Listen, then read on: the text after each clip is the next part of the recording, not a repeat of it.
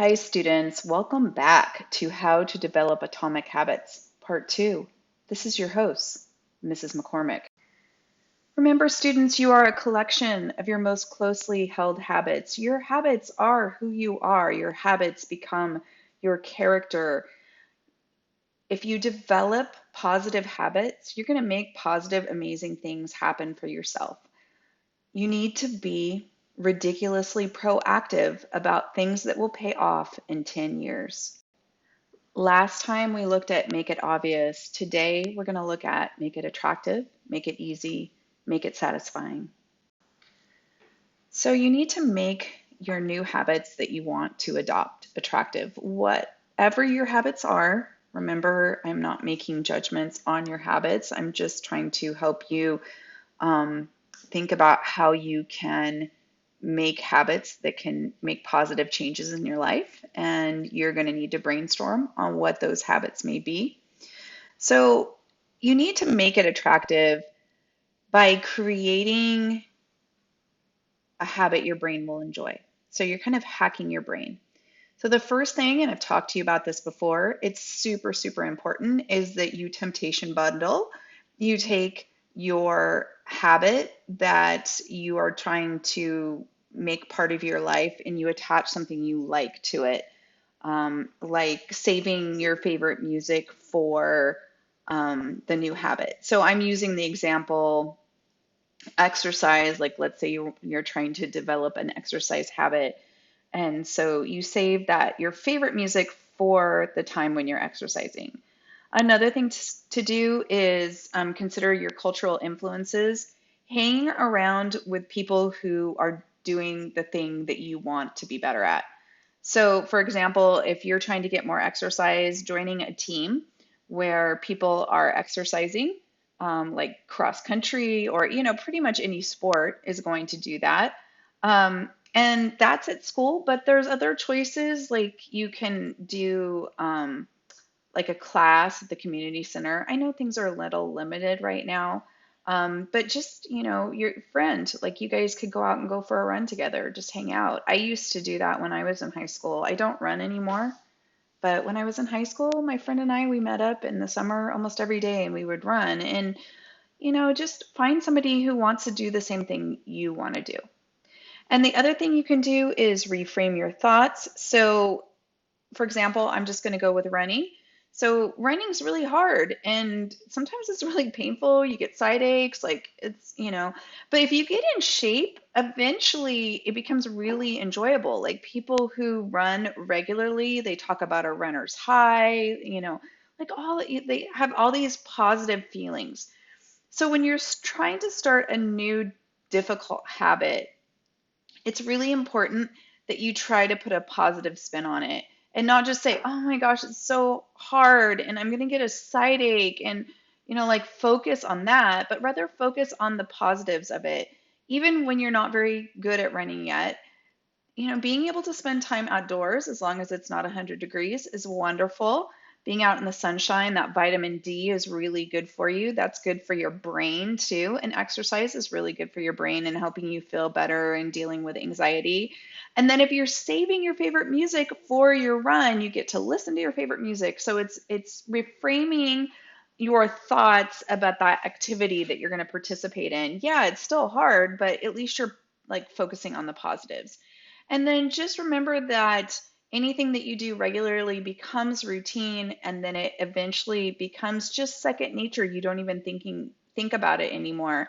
So if you're getting up every morning to go for a run, at first that's going to be really hard, but after like 3 months or something, it'll be really automatic. And then you're kind of like over the hump.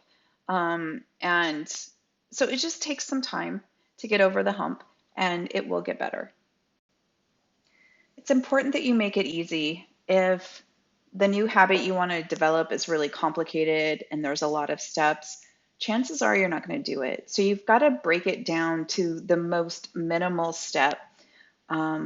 Part of that is taking, let's say you want to become a runner. Let's say you want to become a marathon runner. Okay, that sounds so painful. Let's not do that. 5K. You want to run a 5K. And that's really hard to think about, running a 5K. But the first thing you're going to do, like, what's the first thing you have to do when you're setting up to become a runner? Well, it's put on your exercise clothes and put on your running shoes. That's the first thing.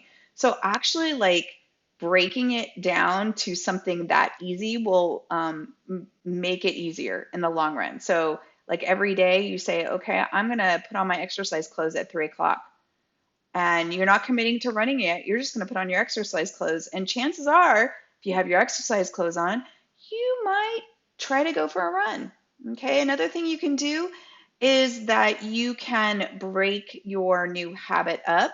So let's say that you want to start exercising and you want to do 15 minutes a day. But that's kind of a lot when you haven't done anything. So just say, okay, I'm going to do 3 5-minute sessions, or I'm just going to do one 5-minute session to start. But and then when you add to it, just don't like add to the 5 minutes and make it now 10 minutes and 15 minutes. Think about doing 5 minutes, then 5 minutes, then 5 minutes. That's not always super practical, especially with exercise, because you're like, I really don't want to get all sweaty 3 times in a row. But if you think about like homework or something like that, there are things you can do for like 5 minutes and then you could take a break. That's when you're trying to pick up a new habit. But ultimately, your goal is to extend it. But just start somewhere. Just start with something small. You're going to want to prime the environment. For example, let's say you want to start eating healthier. Okay, I said put the junk food away, but honestly, it's better to even throw it away. Like, I know for me, I keep it out in my garage in my outside freezer, so it's a pain to get to. But what's even better is not having it in the house at all. Because if I don't have junk food in the house at all, I'm more likely to eat the food that's healthy. So if I put a bowl of fruit out on the counter instead of a cookie jar, I'm more likely to eat the fruit. Okay. And then automate what you can. Alarms on our phones are super helpful. Set it to go off when you want to do your new habit.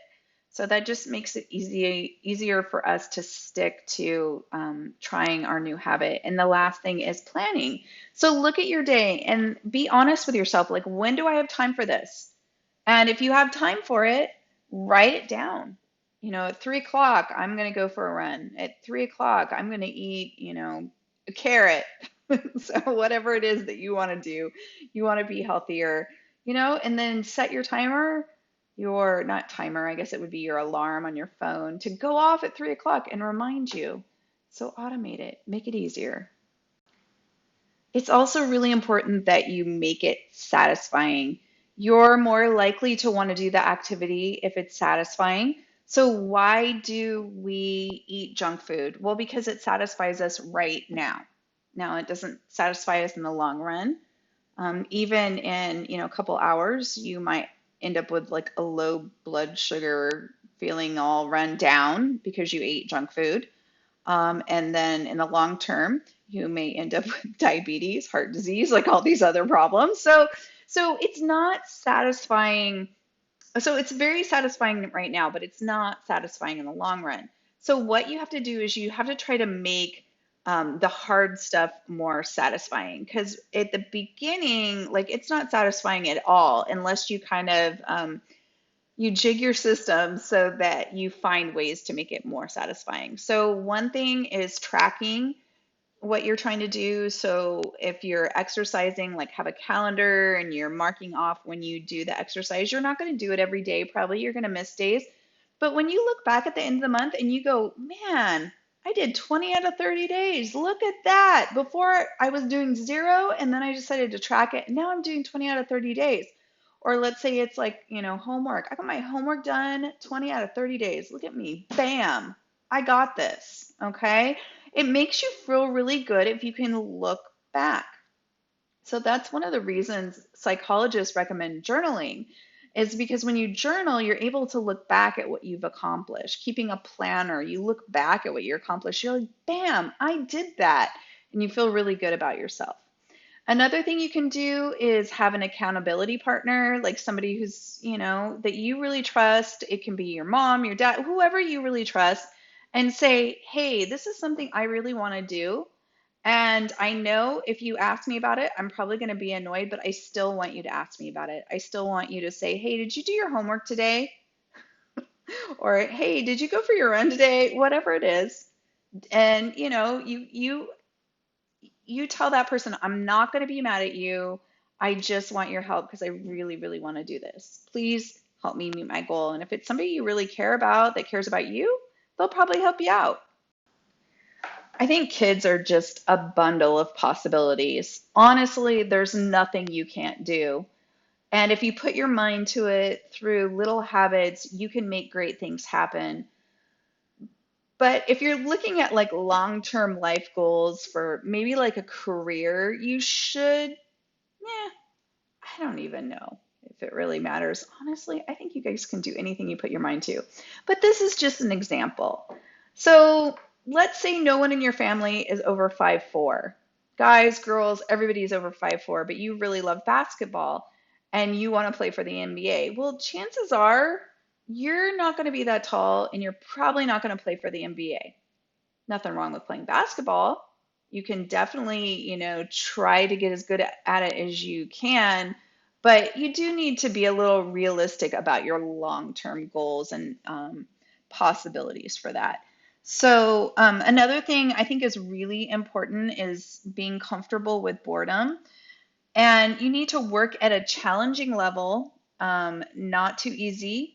And if it's too easy, you are going to get bored. If it's too hard, you will give up. So you have to find like a happy medium.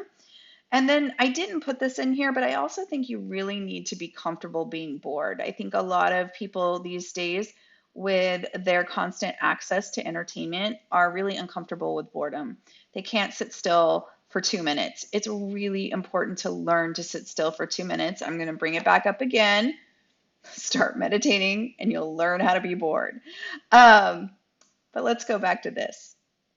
So let's say that we're going to go back to the exercise habit. And remember, I want you guys to do whatever habits like work for you. If exercise is not what you want to do, I'm not saying you need to exercise. I'm just using it because it's kind of easy to visualize. So let's say you start with five push-ups, and then you need to add more. If you just keep doing 5 push-ups, if you've done 5 push-ups for 5 years, like, okay, are you really going to stick with it? Like, you'll get bored. So you have to start adding more to your workout, and go beyond those 5 push-ups. And then if you decide to start, if you're like completely out of shape, and then you say, okay, I'm going to start with a 2-hour cardio workout, well, guess what? You're going to give up. It's just going to be too hard. So you've got to find that nice medium, like Goldilocks. The last thing, it's important that you reflect and review your habits to make sure that you're leading towards your goal, you're continuing to improve. And if you still want that ultimate goal, and if you don't want the ultimate goal anymore, maybe it's something that you're still going to do, but you're not going to put as much time into. For example, let's say originally you'd wanted to be an NBA player, and maybe you're still going to be playing basketball, but you're not going to be playing basketball, 6 hours a day. Maybe you're going to cut it back to an hour a day and, be a more recreational basketball player. So, it's worth reviewing every once in a while to see if your habits are still working for you. Okay, guys, so what you're going to do is just complete this ed puzzle. And then if you want extra credit, you can get extra credit for part 2 as well. Do part 2 and you can get an extra point for that. Okay, bye guys.